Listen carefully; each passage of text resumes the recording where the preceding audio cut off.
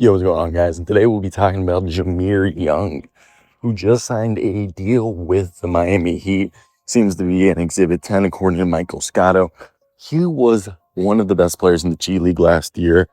He was an undrafted free agent, and he was someone that a lot of people would agree that should have been in the NBA, or at least on a two-way. He was probably one of the best players to not be on a two-way.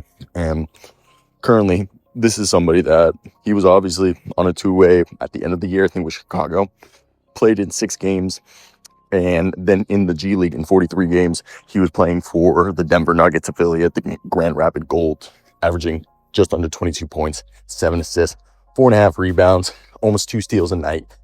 Coming out of the University of Maryland, Jahmir Young, combo guard. I wouldn't say like he can play some point. He can play small ball wing. Just a pure 2 guard who has just that bravado you want. Very good fit for the Miami Heat. He's also the type of guy that I feel like if he doesn't get the two-way, he's going to be someone that could spend some times on the Sioux Fall Skyforce and end up developing into a player they really like. And he was someone that all year last year I was hoping would get an opportunity. And because he was absolutely killing it in the G. So the whole thing for me is when you see a guy like Jahmir Young, you're hoping that he's just going to be able to go out there and get a true opportunity, because that's the whole thing. And I know the biggest thing is like he's not the biggest guy. He's like 6'3", doesn't have huge arms, and it's not like he's a decent defender, but he's not a lockdown one.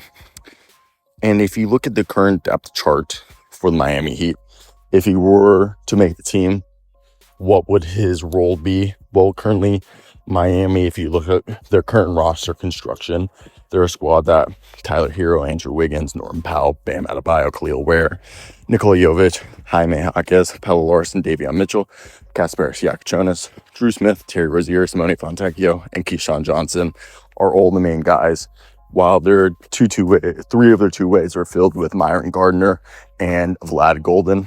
Now, they have Gabe Madsen, Ethan Thompson, and now Jahmir Young. All 3 guys are two-way eligible, and they'll be competing for that two-way spot. I think, personally, out of the 3 guys, Ethan Thompson's a little bit older. Gabe Madsen, I'm not wild on him. I would rather have Jahmir Young out of the 3 in terms of potential, and for what they need. They need another guard like Drew Smith, Kasper Siakachonis, Davion Mitchell are their only true like guards in terms of guys who are maybe playmaking, guys who can create for others. So I would see them actually having intrigue right there.